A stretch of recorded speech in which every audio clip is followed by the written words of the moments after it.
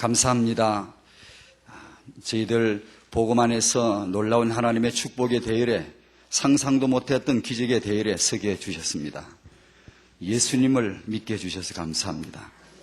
이제 우리 후대들이 우리보다 더 큰 기적의 대열에 서게 해주시기를 구합니다. 우리보다 더 크고 놀라운 렘넌트들로 축복의 대열에 우리 후대들을 세워주시기를 기도합니다. 이 시간에 하나님의 계획을 하나님 이루실 것을 믿고 감사드리며 예수님의 이름으로 기도하옵나이다. 아멘. 사무엘상 2장 26절입니다. 누가복음 2장에는 제가 목소리가 여러분 갑자기 어느 날 이렇게 연예인들 보면 자고 나니까 유명해졌더라 이런 말을 간혹 하는데 하룻밤 자고 나니까 갑자기 거룩해져 버린 그런 체험 한 적이 있습니까? 제가 자고 나니까 갑자기 거룩한 목소리가 나옵니다. 갑자기 신령해져 버렸어요. 이걸 홀리 보이스라 그래요.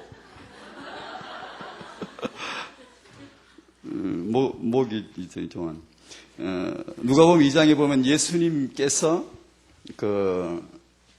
하나님과 사람에게 더 이렇게 사랑스러워 가시더라 그랬고 사무엘상 2장 26절 같이 읽읍시다. 시작. 아이 사무엘이 점점 자라매 여호와와 사람들에게 은총을 더욱 받더라. 사무엘도 역시 하나님과 사람에게 은총을 받더라 그렇게 되어 있고요. 로마서 14장 18절도 우리 그리스도인들 정말 그리스도를 섬기는 자는 하나님께 기쁨이 되고 사람에게도 칭찬을 받는다. 그런 말씀이 있습니다. 영성과 인성이죠. 조화와 균형이죠. 학원복음학 메시지 제4과 미래와 메시아 사상이란 제목입니다. 메시아, 우리 왕 되신 예수님. 메시아 신앙을, 그리스도 신앙을 제대로 누리면 모든 것에 승리합니다. 아멘. 우리 렘넌트들이 바로 이 메시아 때문에 승리할 줄로 믿습니다. 우리 육아가 왜 응답받을 건가, 승리할 건가? 이 메시아 때문에 성도의 육아가 승리할 줄로 믿습니다. 우리 부부들, 부모님들 다 모든 그런 문제에 대한 해결, 희망, 비전을 메시아, 그리스도가 메시아시기 때문에, 우리 왕이시기 때문에 그분 안에서 승리할 줄로 믿습니다. 그래, 복음 듣는 귀가 우리가 되어야 되고, 임마누엘 기적을 체험하는 그런 삶이 되어야 되겠죠. 미래에 관한 경고와 약속을 기억해야 합니다. 그 다음에 3번 서갈에서 나타나는 그리스도의 모습. 그분 모습이 여호와의 사자고 그분의 모습이 의로운 순으로 나타났고 그분의 모습이 겸손의 왕으로 예수의 정권, 하나님의 정권은 무너지지 않습니다. 땅끝까지 이른다. 왜 무너지지 않죠? 죽었다가 부활하신 정권입니다. 아무도 무너뜨릴 수 없어요. 허감 권세가. 예수의 정권, 영원하신 왕. 그분이 겸손하셔서 나귀의 작은 새끼, 나귀의 새끼를 타고 오시리라고 스가랴서가 예언했지만 유대인들은 스가랴서 9장 몇 절인가 이걸 알고 있었지만 나귀 새끼를 타고 들어오시는 예수님을 향하여 어린아이들은 호산나라고 찬송했지만 당국자들은 몰랐어요. 종교 지도자들은 아무도 몰랐어요. 그 예수가 지금 우리에게 왕으로 임하셨습니다. 예배드리고 그분을 칭송드리고 그분이 모퉁이 돌로 그분이 찔림을 받으시고 부활하신 분으로 의로우신 왕으로 심판자로 묘사되어 있습니다. 우리 부모님들이 이 메시아 왕을 누리십시다. 이제 나는 내가 옳다고 생각하는데 맞다고 생각하는데 주위에서 자꾸 아니라 그러면 어떻게 하실래요? 나는 내가 아무리 생각해도 맞는데 그렇게 생각이 되는데 남편이 자꾸 아니라 그러면 어떻게 할래요?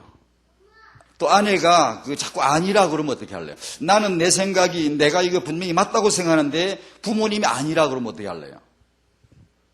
나는 아무리 생각해도 맞는데 자식이 자꾸 아니라 그러면 어떻게 할 거예요?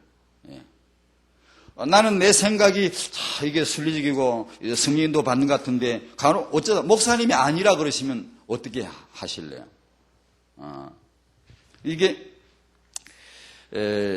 아까 핵심 메시지가 서론에서 말씀하시는 것이 다 준비됐다.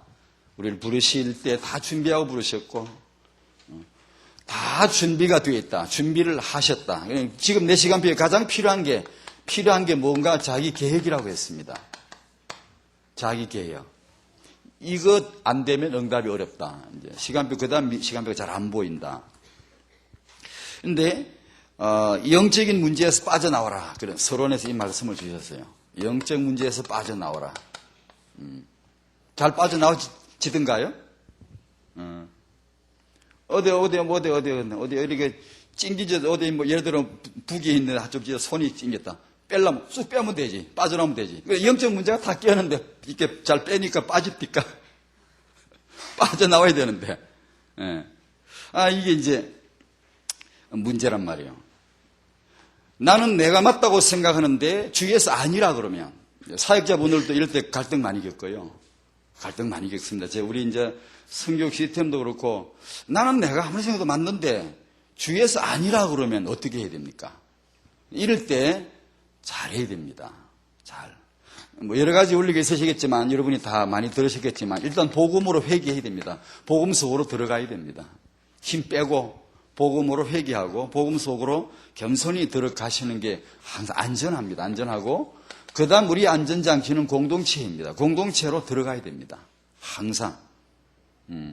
공동체 회개하고, 거기서 자기 위치를 발견하고, 그리고, 가르침을 제가 시편 106편을 읽다가 가르침을 기다리지 않는 실수를 범하면 안 됩니다.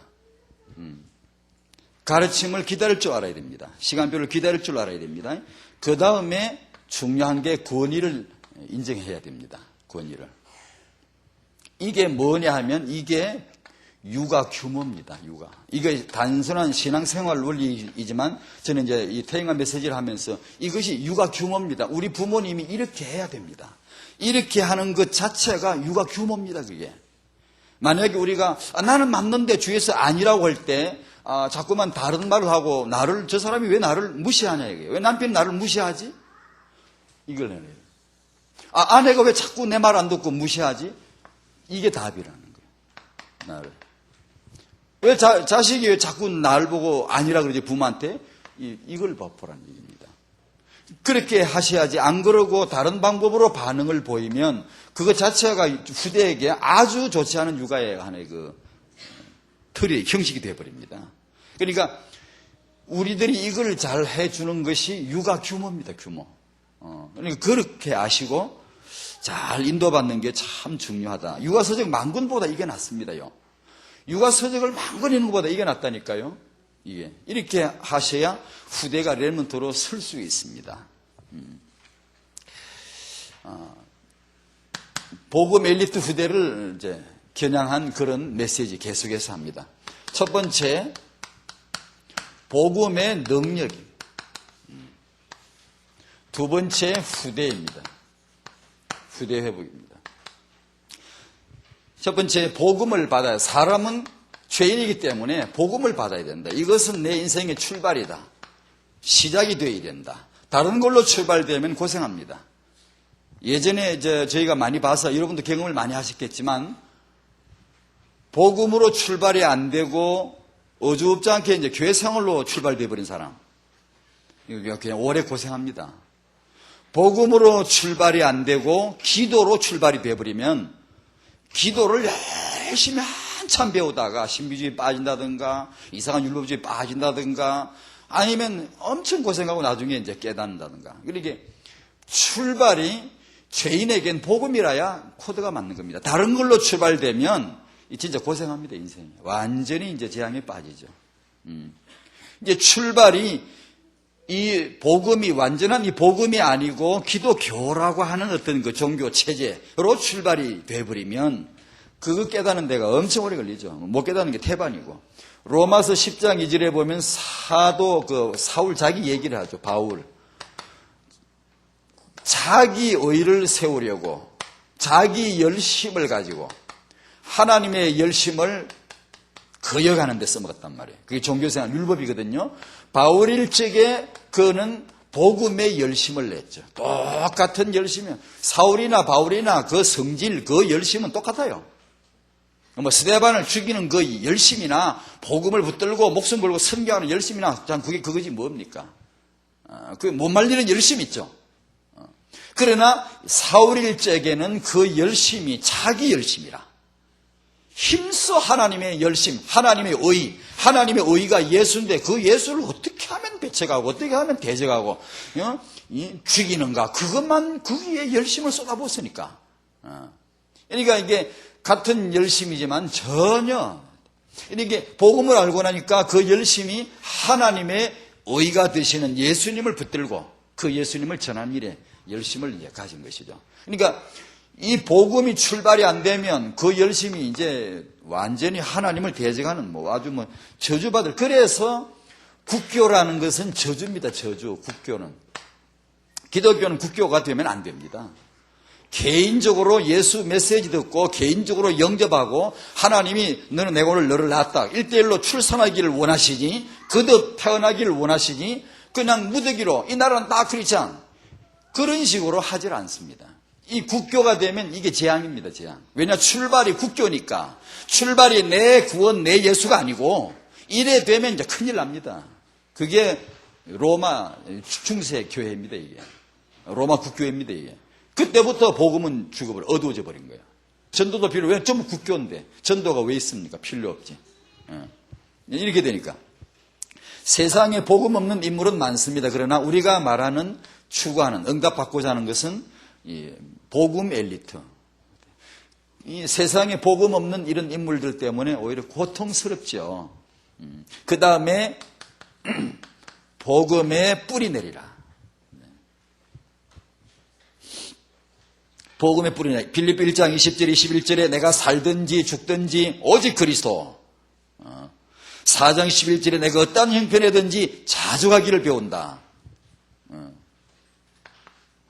제가 우리 이제 다락원 메시지 들으면서 제 개인적으로 큰 은혜 받은 게 이 부분입니다.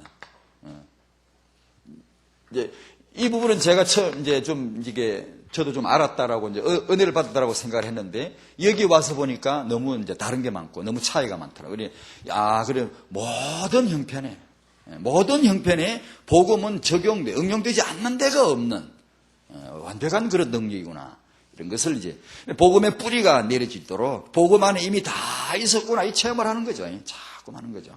이 인생은 이런 일 저런 일 많지만 답은 복음이고 영적인 문제 복음 붙잡고 거기서 빠져나와야 되는 것이고 요 말씀했죠. 한계에서 빠져나오라.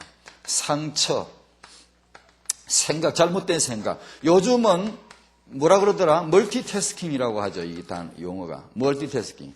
운전하면서 휴대폰 통화도 하면서 문자도 확인하는 이렇게 한꺼번에 3가지, 4가지를 사무실 업무를 이렇게 눈으로 보고 손으로 이렇게 자기 서류를 정리하면서 귀로는 전화를 받으면서 눈으로는 화면을 보고 앉았고 이렇게 이제 멀티태스킹이라고 하는가 봐요. 동시에 여러 가지 일을 하는 생각이 그만큼 분산해요. 요즘 아이들요. 부모도 모르는 사이 학습장애나 ADHD 주의력 분산되고 산만하고 집중 능력 없는 그런 굉장히 많답니다. 지금 조사를 하면 아이들 중에 그게 굉장히 많답니다. 그 아이는 학원을 보내가 공부시킬 생각하면 안 돼요. 치료해 줘야 됩니다. 빨리 전문 치료를 해 줘야 됩니다. 그런 게 많은데 그게 이제 이런 시대에 들어서 컴퓨터나 인터넷이나 여러 가지를 동시에 다양한 것을 하다 보니까 이런 게 오나 봐요. 예배 시간에 앉아서 딱 예배를 하는데 생각은 해외 출장 가가지고 돌아다니고 동시에 여러 가지를 다 생각해요. 예배도 하고 생각도 하고 예배하다 하고 회사 일도 하고 이게 생각이 사람이라는 게 희한하게 생겨가지고 동시에 여러 가지가 이렇게 분산된단 말이에요. 이렇게 되면 이게 참 힘들어집니다. 그러니까 생각을 복음에 바로잡고 예배 시간은 예배가 바르게 되도록 도가 텄다 그 말은 우리 육아도 부모님들 사실 이게 부모님의 전문직은 육아거든요. 하나님 주신 전문직이 육아 아닙니까? 근데 육아 공부는 한 개도 안 하고 자기 다른 전문 지식에 목을 매달고 거기에 돈을 쓰고 오만 걸 다 하잖아요. 잘못된 겁니다. 잘못된 겁니다. 확실히 잘못된 겁니다. 이건요. 그러니까 우리 부모님들은 청년 때부터 부모 될 준비 이건 확실하게 투자해줘. 교회 프로그램 나와야 됩니다. 앞으로 이제 태영아 선교에서 이거 해야 됩니다. 청년에서 조부모까지 교육 프로그램 다 나와야 됩니다. 그래서 이걸 전문직인데 이 전문직이라는 게 뭐 세상 말로 도가 튄다 그러면 도가 누가 튀죠? 단순한 사람이 도가 튑니다. 도가 튄 결과가 단순해집니다, 사람이. 안 그러면 복잡해요. 멀티도 이것도 하고 저것도 하고 복잡해지는데 단순하게 한참 생각하고 딱 나오면 육아가 요거구나. 자기 그림이 단순하게 나와야 됩니다. 육아 이론책 그런 거 많이 읽어봐야 되겠지만 다 알 수 없고 알 필요도 없습니다. 배울 자세가 제일 중요하고 언제든지 들을 귀만 있으면 되고요. 내 형편에 맞게 내 믿음 아무리 천없이 날뛰어도요 내 수준 이상 못 넘어갑니다. 육아는 아무리 뭐 별짓을 다 하려고 몸부림쳐도요 내 복음과 내 수준 그 안에서 하나님이 응답합니다. 그걸 열어주고 그걸 자꾸 키워가는 겁니다. 그러니까 이 단순하게 나는 육아를 어떻게 이해하느냐 이 그림이 나올 수 있도록 하셔야 됩니다. 자꾸 분산되고 막 생각이 너무 많고 이러면은 사실 너무 어렵죠. 여러 가지 착각. 여기서 남이면 안 돼. 착각이죠. 그죠? 내가 뭘 할 수 있겠나? 이것도 착각이죠. 그러니까 이런 염려나 불안 초조에서 우리가 벗어나야 되겠죠. 복음에 뿌리 내리라. 그 다음에 예수의 그 이름을 붙잡고 기도한다. 왜요? 우리 후대가 참말로 복을 받으려면, 후대 회복되려면 예수 이름으로 기도해야 된다. 제가 오늘 아침에 말씀 읽고 은혜 받는 참 기도하는데 마음이 참 너무 뭉클하더라고요. 너무 막 감동되더라고 마음이. 이게 뭔가 하니? 참 하나님의 자녀 되는 권세 모든 죄에서 뭐 과거 현재 미래 영원한 속죄 완전히 가만 생각해보니까 이거 마음껏 세상에 이게 받은 축복이 도대체 이게 하나님 자녀 권세에다가 모든 죄의 사함을 받았지. 또 뭐 있나? 아침에는 많던데. 하여튼 천국의 소망 쭉 나오는데, 이렇게 어마어마한 상상도 못하는 축복이 그렇게 많은데, 이 놀라운 축복을 받는데 내가 한 건 뭔가 아니, 그것도 내가 한 게 아니지만, 딱 하나 예수를 믿은 것밖에 없어요. 나는 은혜로 예수 믿은 것밖에 없는데, 쭉 나오는 거 이렇게. 그렇게 생각하니까, 얼마나 감사한지. 율법, 로마서 3, 4장 나오는 거, 갈라디아서 1, 2, 3장에 나오는 거, 율법의 행위로는 의롭다 하면 얻을 수 없다는 게. 오직 예수 믿음으로 된다는 거예요. 그러니까 예수님을 믿었는데, 한 번 믿었는데, 이렇게 축복이 있다면 도대체 예수가 누길래 그러냐, 이게. 누길래.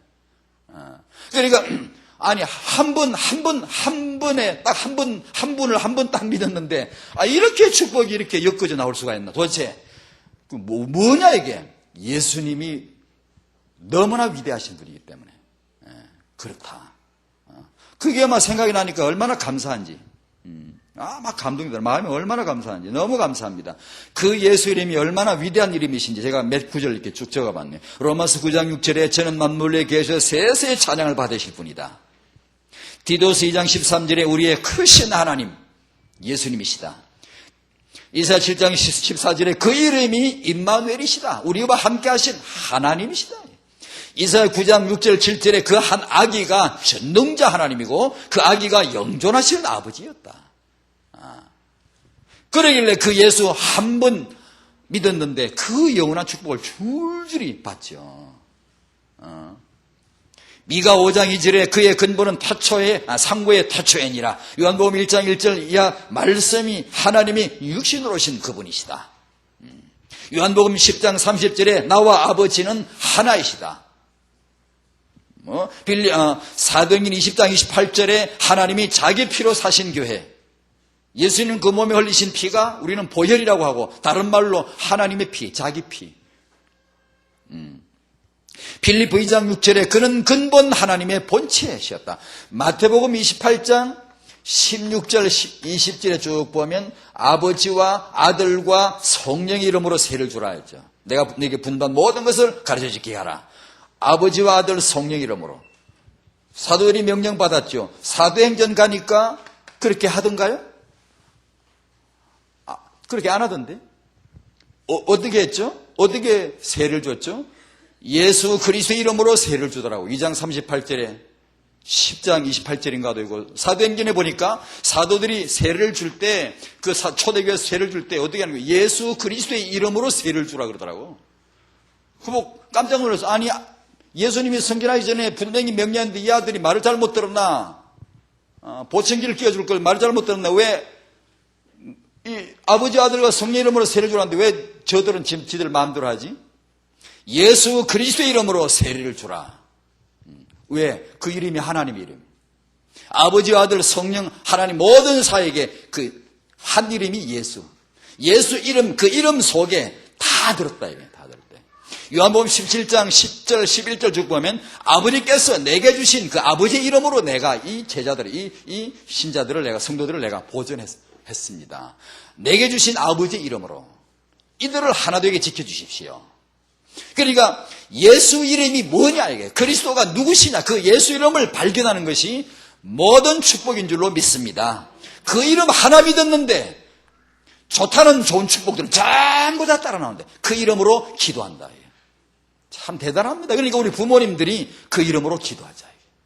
그 이름으로 내 후대를 위해서 기도하자. 후대 회복의 분명한 능력입니다. 될 줄로 믿습니다. 놀라운 은혜죠.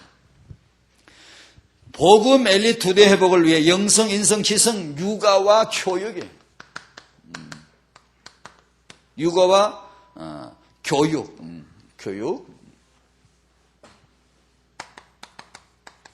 육아와 교육. 2006년은 RUTC 원년으로 또 5월 9일날 그 첫 주 핵심 때 렘넌트 요일에 대한 비전을 이 말은 우리 단체가 앞으로 이 렘넌트를 향하여 얼마나 많은 기도를 할 것이며 이들을 향해 얼마나 많은 투자를 할 것인가를 단적으로 보여주는 용어들이죠. 고로 우리 성도님들이 이 감을 잡으면 됩니다. 이 RUTC나 이 렘넌트 운동에 대한 이 비전을 같이 흐름을 같이 타면 이것이 이제 인물을 키우는 겁니다. 인물을 이곳에서 세계복음의 인물을 키우는 겁니다. 렘넌트 여러분들은 이게 제가 메시지 적었는지 모르겠다. 열왕기하 2장 9절 여러분들은 스승보다 더 크게 되기를 하나님이 바라십니다. 렘넌트여 여러분들은 여러분의 부모님보다 선배보다 더 크고 강한 군대가 되기를 하나님이 바라십니다. 렘넌트가 그걸 잡아야 됩니다. 렘넌트들이 그 언약을 딱 잡아야 됩니다. 이건 교만이 아닙니다. 확실한 언약이 됩니다. 언약. 하나님의 계획이라요. 인물을 키우기 원하십니다. 하나님이.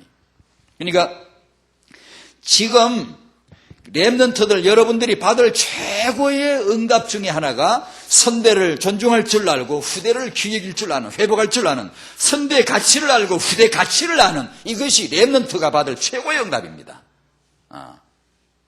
그래 RUTC는 사람을 키울 줄 아는 단체다. 미국은 뭐죠? 사람을 키울 줄 아는 나라. 후진국은 뭐죠? 사람을 키울 줄 모르는 나라. 전에 우리 강용호 박사 아시죠? 간증하도 많이 나와서 그 맹인 강용호 박사 미국에 아주 엘리트로 나가 있지 않습니까? 그분이 이러더라. 내가 이 맹인인데 내가 미국에 아니고 한국에 있으면 어떻게 될 뻔했냐 이거야. 내가 크리스찬이라 전쟁이는 못하겠고 청석 내가 해먹을 수 있는 게 마사지사밖에 없지 않았느냐. 내가 그 미국에 가서 있었기 때문에 사람을 키워주더라 이거야. 그 신호범 씨라고 아시나요? 거지 출신. 미국에서 완전히 엘리트로 성공했죠. 거지였는데요. 그 사람도 그러더라. 내가 한국에 안 있고 미국에 있었다면 만약에 내가 미국에 안 있었더라면 난 지금 틀림없이 뒷골목에 지금도 거지 행세했을 것이다 이거. 자기 그렇게 얘기했어요. 그러니까 미국이란 나라가 그래도 선진국으로 세계를 지금 리드하고 있는 것은 사람을 키울 줄 아는 거야. 사람을.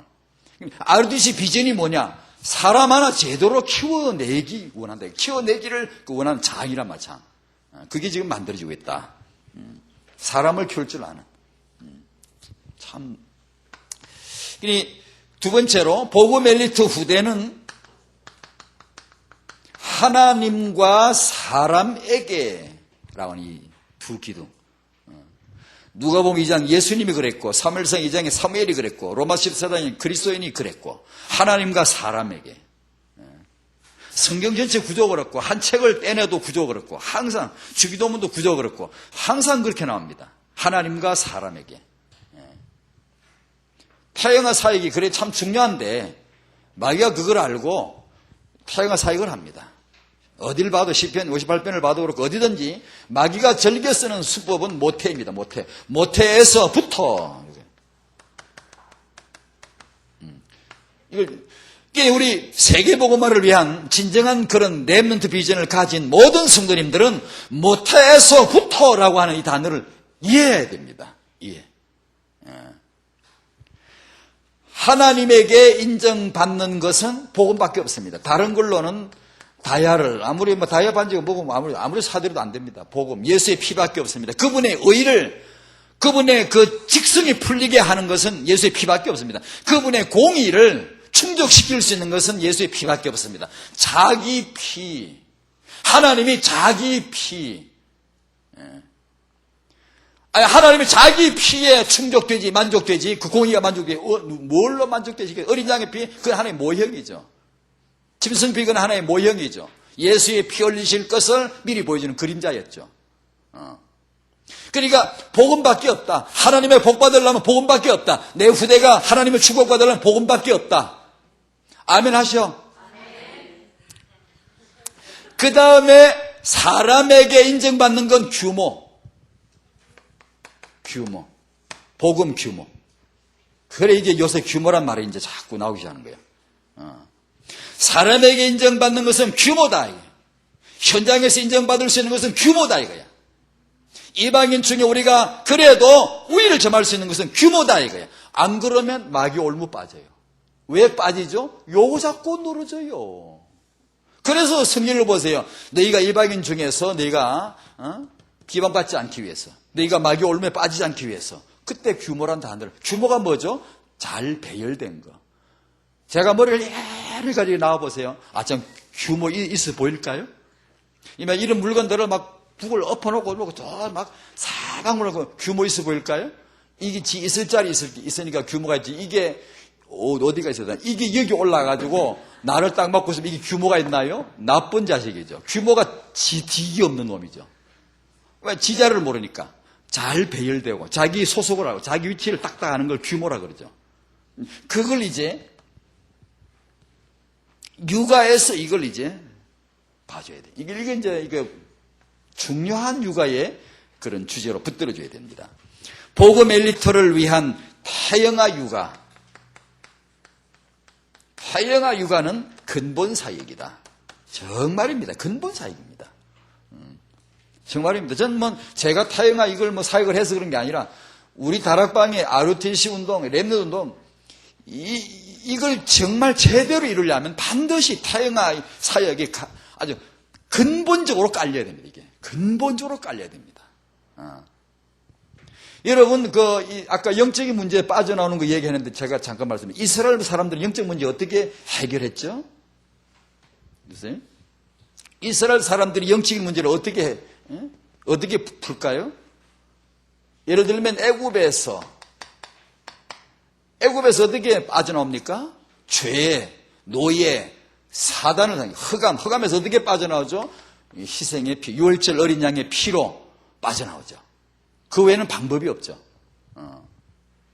400년 애굽살이를 이 피로 해결합니다. 청산했죠. 광야에 나왔죠. 광야 40년간 광야를 한마디로 말하면 뭐죠? 이게 규모입니다. 규모. 하나님의 백성으로 피로서 인쳤는데 하나님의 백성답게 하나님의 백성다운 그런 모양을 갖추려고 하니까 이게 배열이 안 돼서요. 엉망이에요. 왜냐? 노예 생활에서 형성된 피 속에 든 노예 메시지, 바로의 메시지가 들어와 있는데 허감의 메시지가 피 속에 박혀 있는데 그게 하루아침에 해결되리라고 하나님도 기대하지 않습니다. 여러분. 그렇잖아요? 이렇게 이 규모를, 이 노예 근성을, 이 영적인 문제를, 이 규모를 갖추어야 되는데 광야에서 빠져나와야 되거든. 그래야 언약의 땅을 들어가지. 언약의 땅을 들어가야 되는데 광야에서 출광야를 해야 되는데 그래야 언약의 땅을 입출을 하죠. 그런데 어떻게 40년 동안에 뭘 합니까? 어떻게 그 40년 동안에 40년 동안에 규모가 영적 문제에서 빠져나온 사람이 몇이든가요? 쫓아냅니다. 말 안 하면. 사시는 동안에 규모가 고쳐지고 사람이 단단하게 딱 돼가지고 나온 사람이 몇이던가요? 여호수아 갈렙배가 아무도 없어요. 솔직히 말해서 이 여호수아 갈렙 진짜로 그 영적으로 언약 붙잡고 추종한 사람, 이 둘, 갈렙은 또 엄밀히 따지면 족보도 히브리 원족보도 아니에요. 또 그니스 족속에 붙은 사람이에요. 여호수아 하나밖에 없어요. 자기 이 언약 붙들고 나온 사람 중에 여호수아 하나밖에 없어요. 모세의 후계자 하나밖에 없어요. 그 말은 뭐죠? 사시는 동안에 언약의 땅을 들어가게 하려면 애국을 빠져나올 땐 피가 필요해요. 언약이. 그분의 구속으로 말미암아 우리가 해방 자유고, 여기는 규모라 규모. 사람이 있는데 규모를 갖춰야지. 이게 들어가 싸우려면 군대다운 모습을 딱 갖춰야지. 근데 40년간 그걸 했거든. 그걸 했는데 그래 규모를 갖추고 영적 문제에서 빠져나와가지고 이게 들어간 사람이 누가 있었느냐? 없었습니다. 여호수아 갈렙 빼고. 그러면 뭘 했지? 이 사역 동안에 하나님이 이 백성들의, 이스라엘 백성의 수준을 끌어올리는 하나님의 방법이 뭐였느냐? 전혀 상상도 못한 거였어요. 저도 예전에 이 성경 전혀 안 보였어요. 그런데 후대간쯤으로 보다 보니 어느 날 이게 눈에 번쩍 들리더라고요. 그 하나님이 이 의도를 가지고 계셨구나. 하나님이 이스라엘 백성들을 언약의 땅을 정복할 수 있도록 업그레이드 시키는데, 수준을 끌어올리는데, 규모를 갱신시키는 방법이 후대였습니다. 후대. 애 낳고 죽으라 이게. 애 키워놓고 죽으라는 게. 그러니까 민수기 13장 12절에 저를 때린 겁니다. 1세대는 죽는 시간표구나. 후대를 살리는 시간표구나.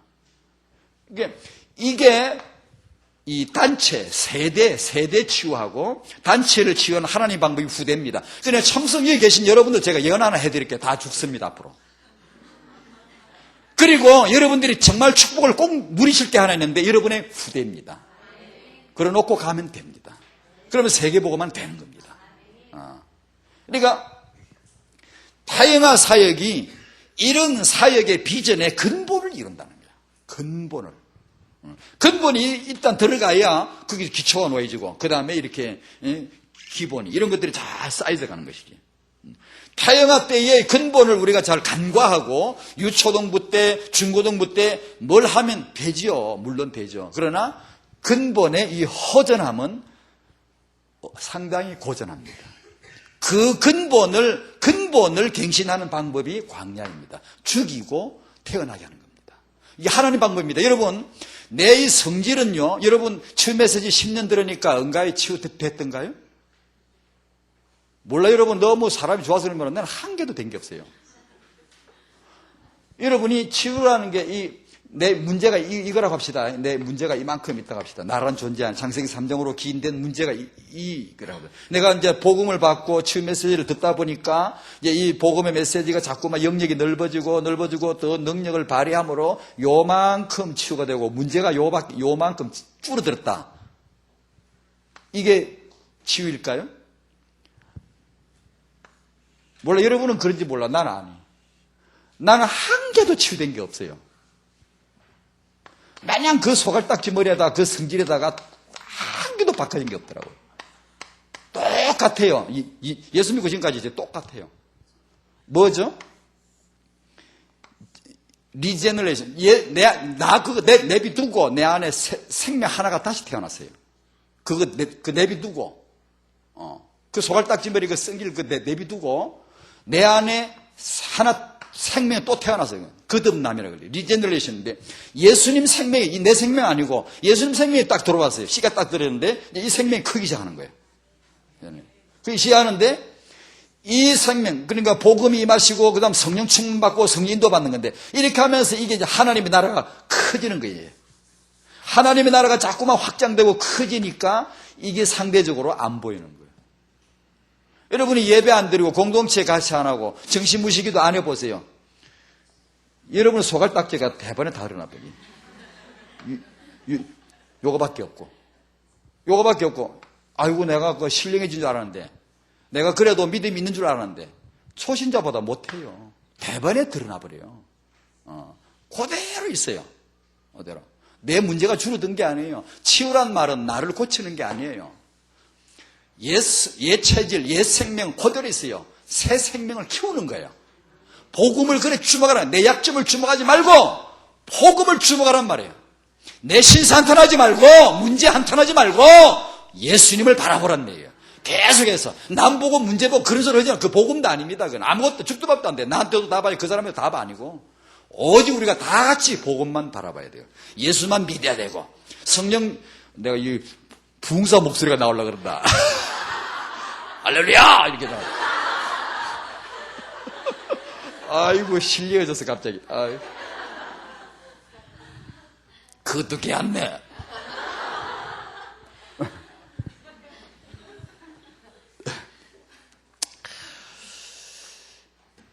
이 성도의 후대 우리 축복을 위해서 다양한 이 시기에 영성과 인성 육아에 딱 집중해 줘야 되는데, 자 이렇게 하려면 육아 우선순위를 다양한 때 육아 우선순위를 먼저, 참 이 단어가 중요하죠. 먼저 말씀, 먼저 영성에다 듭니다. 먼저 그의 나라와 이를 구하라. 먼저. 그리하면 이 모든 것들, 우리가 예수 믿기 전에 맨날 실수한 게 뭐죠? 이거 하면 될 줄, 저거 하면 될 줄, 멀티태스킹, 뭐 여러 가지를 많이 하면 될 줄 알았지만, 하나님은 하나만 하라는 거예요, 하나만. 예수, 하나만 제대로 잡으니까 그 안에 다 들었다는 것을 신앙 체험이 뭐예요? 그거 아닙니까? 아우, 예수 안에 이미 다 있었구나. 응답이 막 구하니까 없니까 아니고 이미 와 있는 게 눈이 열려 보여지게 되지 않습니까? 그러니까 예수 안에 있다는 것을 발견하게 되는 거란 말이에요. 먼저 그러니까 이걸 하라는 거예요. 우리 부모님들이 내 후대가 복을 받든 정말 렘넌트로 서기 위해서는 먼저 해야 될 게 뭐냐? 이거라는 거예요. 말씀, 영성, 이 중요성을 먼저 알자. 그 말이에요. 신명기 28장 1절에 너가 하나님 여호와의 말씀을 삼가 듣고 이렇게 해라. 그러면 세계 모든 민족에 뛰어나게 하실 것이다. 아멘. 믿는 것 같지 않다. 내가 한번 저를 따라 합시다. 우리가 말씀을 삼가 들으면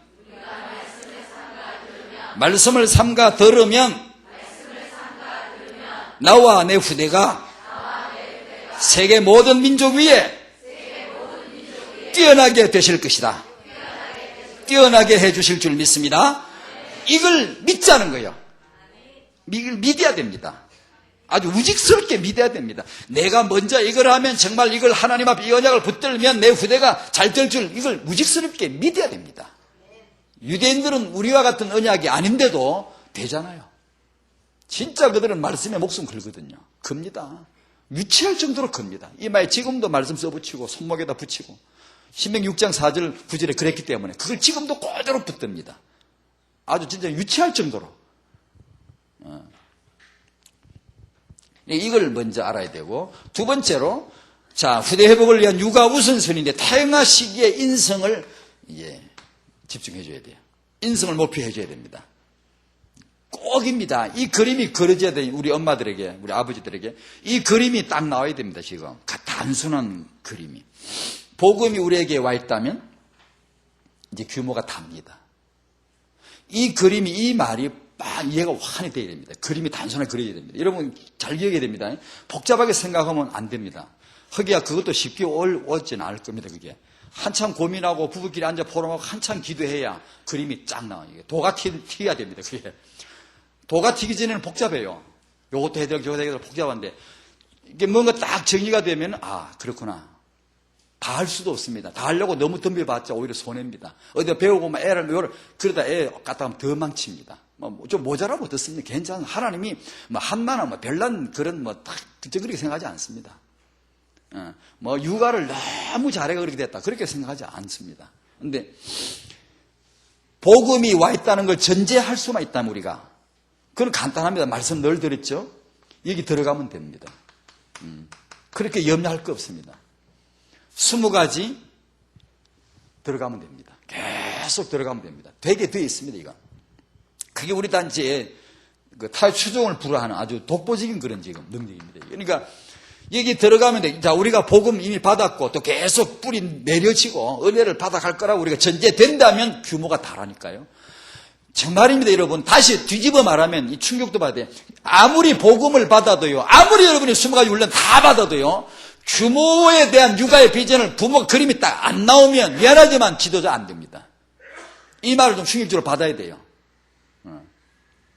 규모가 다다. 복음이 전제된다면 규모가 다다. 그 규모가 단데 그 결정의 시기가 근본이 언제나 태영하다. 그 말이에요. 태영할 때. 규모의 근본을 그때 깔아준다. 그 말이거든요. 그러니까 이 그림이 나와서 부모님한테 이걸 계속 포럼해야 됩니다. 그럼 우리 규모를 어떻게 해야 되냐. 자기 얘기를 했거든요. 그러니까 이 규모를 이스라엘 백성 광야에서는 죽고 태어나는 것이 답이었는데 그러다 우리가 지금 당장 죽어버리면 안 되잖아요. 항상 구약은 신약에서는 영적으로 이렇게 바뀝니다. 바뀌지 이렇게. 우리는 육신을 그리스도의 십자가에 넘겨줘야 돼요. 죽음에 넘겨줘야 되는데 이게 다른 말 요즘 말로 규모를 잡는 겁니다. 이제 새 영적인 규모를 잡는 겁니다. 복음 규모를. 그러니까 죽음에 넘겨야 돼. 난 날마다 죽노라. 그거 안 하면 규모가 안 돼요. 나를 규모를 잡을 수가 없다고. 그러니까 이 인성, 이 규모를 그릇을 갖춰주는 여기에다가 내 육아를 어떻게 포커스를 맞출 건가만 답이 나도록 부모님이 계속 포럼하셔야 돼요. 고민해야 되거든요. 정말 육아는 고민할 만해요. 어떤 분들이 지난 토요일 되시면서 정말 애 하나 보면 키우는데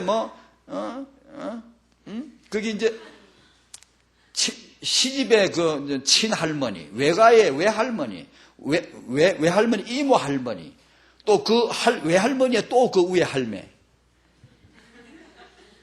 주위에서만 얼마나 많은 사람이 아이 하나 때문에 이게 막 동원되고 막 집중해야 되고 막 힘들고 막 어깨가 빠지네 뭐 등이 녹아나네 막 이러고 그래. 그러면서 우리가 마지막 결론을 어떻게 얘기했냐면 그래도 그래 해야 됩니다. 그게 하나님의 계획입니다. 사람 하나 키우는 게 그렇게 중요합니다. 온 집에. 그래 예전에 대가족 제도 이게 하나님 뜻에 맞는 겁니다. 핵가족은 현대 인본주의입니다. 절대로 하나님 계획 아닙니다. 하나님은 대가족이 같이 살아야 돼. 할머니, 이모, 삼촌 막 같이 그 한 애를 전부 집중해주고 전부 박수를 다 같이 쳐주고 삼촌, 이모, 고모 다 모여가 할아버지, 할머니 다 박수 쳐주면 애가요. 그 애가 얼마나 이게 그런 가운데 자라줘야 돼요. 그런 가운데 위아래 순수도 있고 군의도 알고요. 버릇도 배우고요. 그래서 온 마을이 다 그 후대를 돌봐줘요. 온 마을이 예전에. 이 사람 하나 키우는 것은 온 마을, 지역, 사회, 국가가 다 책임져 줘야 돼요. 그만큼 중요합니다. 다시 말하면 아이 하나 잘못 키우면 가문에 문제 와요. 지역에 문제 와요. 나라에 문제 와요. 온 세상이 다 문제 와요. 그러니까 이 육아에 있어서 정말 고민해야 돼요. 정말 좀 기도해야 돼요. 부부가 앉아 예사로우면 안 돼요. 애기 아빠 여러분들 아무리 우리가 남자들이 바깥 세상을 이렇게 그렇게 바깥을 돌게 돼 있지만 그래도 이 돌봐줘야 됩니다. 누구네 집 후대가 잘 되던가요? 여자가 좋은 집이 애가 잘 돼요. 여자가 좋아야 돼요. 누구 집 애들이 잘 되던가요? 남자가 좋은 고집이 애들이 잘 돼요.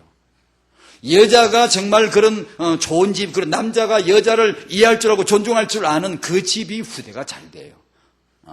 근데 그걸 같이 협력해야 돼요. 그러라고 남자, 여자하고 결혼시켰잖아요. 남자끼리 결혼해가지고 애도 애 어떻게 해야 돼요?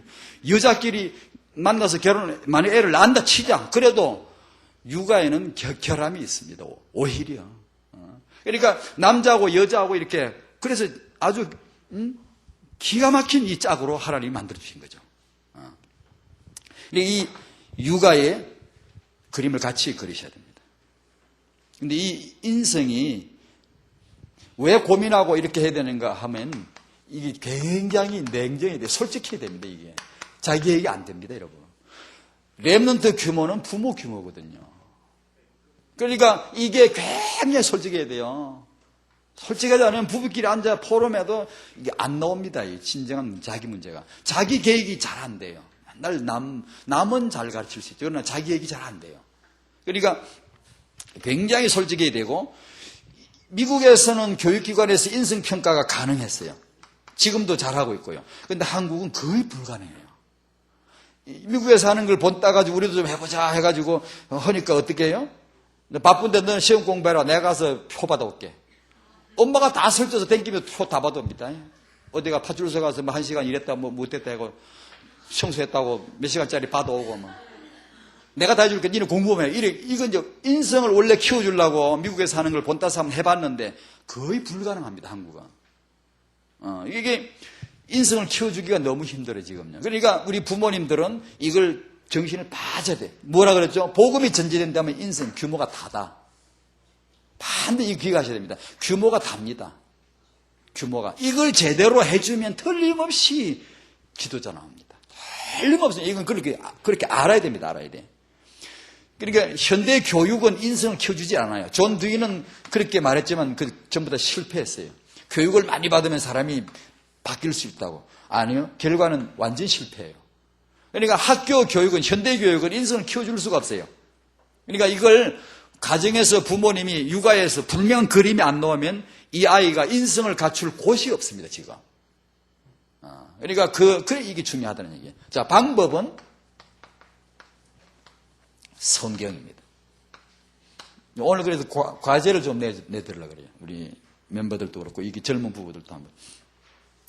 성경을 여러분 집에 그 성경 구절을 그 언약으로 선포할 그 비전이죠, 언약이죠. 말씀을 몇 가지 정하세요. 여러분이 믿음의 조상이라 생각하시고 내가 출발한다. 대대로 하라. 대대로. 100년, 200년 이렇게 수정시켜 써먹을 어때? 예를 들면 유대인들이 쉐마를 아침 저녁으로 외운단 말이에요. 계속. 쉐마는 유명합니다. 그게 왜 유명한 거 아니? 단지 하나님을 사랑해라. 단지 네가 말씀을 잘 들어라. 그게 아닙니다. 쉐마는. 네 자녀에게 이것을 하라는 겁니다. 이 말씀은 굉장히 다른 차원입니다. 이게 들어가야 가문을 살립니다. 가문을 창조할 수 있어요. 후대가 선다니까요. 그러니까 그런 말씀 몇 가지를 아침 저녁으로 가족이 모이면 그걸 한번 암송을 하고, 가정 예배를 드리면 제일 먼저 그걸 한번 암송을 다 같이 한다든가, 끝날 때 다 같이 한다든가. 하여튼 우리 집안에서 선포하는 언약, 이걸 몇 가지 정해가지고 계속 의식을 갖는 게 아예 그냥. 국민의례, 국제에 대하여 맹세 그러듯이 아예 가정의례 순서를 만들어 놓고 계속 하는 거야. 똑같은 것을 아이가 타이가 때보다 계속 그걸 암송하는 게 그 말씀을. 그런 걸 몇 가지 정하라는 거예요. 반복할 수 있는 거. 다음 대대로 할 수 있도록. 그리고 이 방법 중에, 영성과 인성을 키워주는 방법 중에 하나가 성경을 읽고요. 아이에게 읽어주고요. 많이 읽고 엄마 아빠가요. 그 다음에 아기가 한글 떼기 전에 암기하세요. 같이. 암송을 같이 하세요. 엄마하고 애기하고 아빠 엄마하고 애기하고 같이. 애가 글 몰라도 암기는 굉장합니다. 암기력이 굉장히 뛰어납니다. 애가 글을 몰라도 듣고 외우거든요. 그러니까 그 암송을 많이 해나갑니다. 암송을 해나갈 때 아이 성경을 하나 만들어 주십시오. 이거 우리 이제 이 젊은 부부들에게 정말 숙제로 내주고 싶어요. 이런 이제 A4 크기나 이렇게 해서 아이 그게 얼마 전에 제가 탑도 그냥 지나가는, 얼마 전에 김원희 집사라는 분이 자기 두 아이 키운 걸 얘기할 때 동영상으로 나눈 걸 내가 잠깐, 그것 때문에 잠깐 봤는데, 자기 집에 이런 이제 아이하고 같이 외우는 성경 말씀만 골라가 워드 작업을 해서 이제 프린트 말 쳐가지고 컴퓨터에 프린트 색깔로 컬러로 이쁘게 굵게 아이들이 이제 알 수 있도록 이걸 해가지고 이제 한 페이지 안에 얘기다 너희는 먼저 그의 나라고 이를 구하라. 마태복음 중에 33절 있으면 그러니까 그림 예쁜 그림도 놓고 이렇게 사파도 놓고 해가지고 예쁘게 꾸며서 컬러로 글자를 찍어가지고 예쁘게 해가지고는 이렇게 코팅을 하든지 해가지고 책을 만드는 거예요. 실제 엄마가 만들어줘야 돼, 같이. 정말 나의 사랑하는 책이 됩니다, 아이가. 그 정도 노력해야 됩니다, 여러분. 그저 먹으려고. 내가 서점에 있으면 책이나 하나 덜렁 사다가 이거 해, 이래. 그러지 마시고, 만들어야 됩니다, 같이. 그게 굉장히 중요해요. 만들어주고, 아기도 같이 만들고, 그 말씀을, 암송을 같이 하면서 쌓아가는 겁니다, 하나씩. 책을 만들어줘야 돼요. 평생 자에게 나중에 좀 후대까지 이게 나중에 넘겨갈 수 있도록. 그러니까 그걸 한번 꼭 만드시라는 거예요. 예쁘게 만드시면서 아기와 암송을 하는 거예요.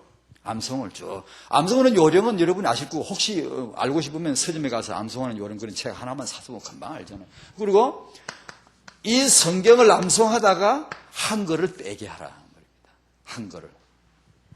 이 말씀을 암송을 같이 부모하고 아이하고 하다 보면 말씀이 그 아이를 교훈하고 책망하고 바르게 해주고 하나님의 사람으로 의롭게 키워줍니다. 말씀이 분명히 합니다. 아이가 자기가 어떤 짓을 했다가도 말씀을 암송을 넣으려고 했으면 내가 이러면 안 되는 거 지가 먼저 알아요.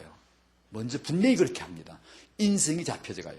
게다가 말씀이니까 영성이 되는 하나님 말씀이 언약이 심기기 시작해요. 우리 기초면서 중요한 거 있잖아요. 그런 건 힘든 거예요. 이렇게 암송을 쭉 하다가 칠판, 가지 따라해봐. 가지 그게 아니고 말씀, 예수, 그리스도 그러다가 한글을 떼는 거하고 뭐가 좋을까? 그러니까 성경을 암송하다가 한글을 떼게 한다. 한글을. 그렇게 됩니다요. 이렇게 해서 영성과 인성을 같이 지금 잡는 겁니다. 이게 됩니다. 이게 영성도 들어가고 인성도 된다는 거예요. 잠언 말씀 같은 것은 인성 갖추기 기가 막힙니다. 기가 막힌 말씀들이에요. 그러니까 그런 말씀들을 아이가 많이 집어넣으면 자기 길이 자기 스스로 나옵니다. 이제 부모님은 이렇게 공경해야 되는 것이구나. 내가 하나님 정말 경외해야 되는 것이구나. 말씀 안에 자기는 역사한다니까요. 어른보다 훨씬 낫습니다. 애들이 압니다. 그걸. 그러니까 이렇게 하면서 이걸 가정에서 하시고 이제 앞으로 우리 선교원을 세우면 교회 선교를 하게 되면 이 프로그램을 선교 안에도 그대로 넣어버리면 돼요. 그 아이들을 이렇게 만들어가면 돼요. 아이들을 선교에서 교육할 때 이렇게 만들어버리면 돼요. 그 책도 만들게 하고 같이. 그러면 뭐 진짜로 렘넌트 선교원이 되죠. 다음 주 와서 물어볼 겁니다. 제가 만드느냐고. 이제 묵상은 같이 해도 되고 아이도 묵상이 됩니다. 아이가 안 하는 줄 다 됩니다. 말씀 해보세요. 한번 실제로. 아이 자기가 안에 말씀 이게 묵상도 되고요. 묵상하는 그런 시간도 같이 가져보고요. 포럼도 해보고요. 그러면 성경을 통한 이런 그 하나의 방법을 우리 크리스천들은 특별하게 키울 필요가 있어요. 우리는 그리스도인들이니까. 세상 다른 사람들이 연계 프로그램을 막 기가 막히게 갖고 있듯이 우리는 이 성경 말씀을 통한 육아에 특별한 노하우를 우리가 쌓아야 돼요. 왜냐? 이게 세상을 이깁니다. 어떤 육아보다 이게 이기게 돼 있습니다. 이게. 그러니까 왜냐? 하나님 함께 하잖아요.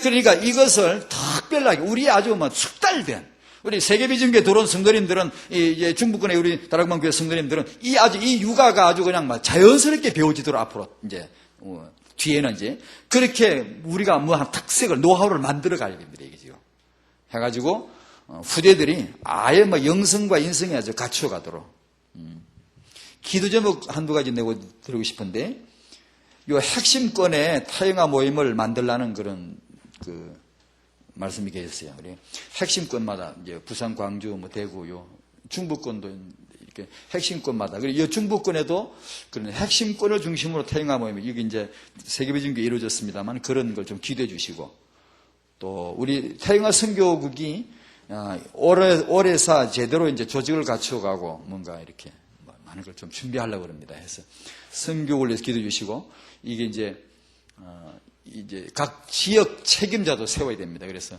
이 중부권도 여러분이 좀 맡아주시고 이렇게 기도도 해주시고 전국과 해외 모든 태영아 사역의 시스템이 깔릴 수 있도록 그리고 아주 유능한 인물들이 진짜 태영아 선교국에 많이 들어와야 됩니다. 청년들을 훈련시켜줘야 되는데 부부들을 세미나 해줘야 되는데 부모님들을 도와줘야 되는데 조부모님들만 정시하라고 메시지 줘야 되는데 이게 다양한 인물들이 진짜 전문 인력들이 여기 다 모여야 됩니다. 사실은 다 모여가지고 그러니까 할 파트가 너무 많아요. 태영아 선교국 안에 청년들을 위한 청년들이 예비되지 않으면 안 돼요. 하나님이 쓰신 출발은 두 가지의 청년과 태영아 둘밖에 없어요. 하나님이 청년 아담을 만들었죠. 그 다음 창세기 28절에 아기를 낳게 했죠. 이 두 가지밖에 출발이 없어요. 근데 청년을 잡지 않으면 28절에 생육 번성이 제대로 안 되면 출발은 안 돼요. 이 세상 역사는 출발이 안 돼요. 그러니까 이 두 출발밖에 청년들을 그래서 세워줘야 되는데 청년들에게 제대로 가르칠 만한 전문 사역자들. 우리 한 사람이 어떻게 다 하겠습니까? 또 아버지들 모아놓고 아버지들에게 필요한 메시지를 가르쳐주고 그들에게 훈련시켜주고 이걸 해줘요. 이게 계획이 안 돼요. 수준이 올라가지 않으면 안 됩니다, 여러분. 그러니까 그런 기도를 좀 해주시길 바라고요. 이상입니다. 주의 축복이 임할 줄로 믿습니다. 아멘. 기도합니다. 하나님 아버지, 우리 세계비전교회 기도하는 이 지역민족 세계복음의 기도를 하나님이 들으시고 특히 후대를 위한 렘넌트를 향한 기도를 들으시고 만배나 축복해 주시기를 기도합니다. 선교를 위한 기도나 렘넌트 교육을 위한 그런 기도에 하나님 응답하셔서 정말로 시대적인 그런 비전을 가진 후대 교육기관이 되도록 축복하여 주시옵시고 모든 우리 성도님 가정마다 부모님들마다 조부모님들마다 청년들마다 이 후대에 대한 그림을 그리도록 복음과 후대, 복음과 육아, 복음과 이 후대 규모를 살릴 만한 그런 그림을 능히 그려낼 수 있도록 응답하여 주시옵소서. 예수님의 이름으로 기도하옵나이다. 아멘.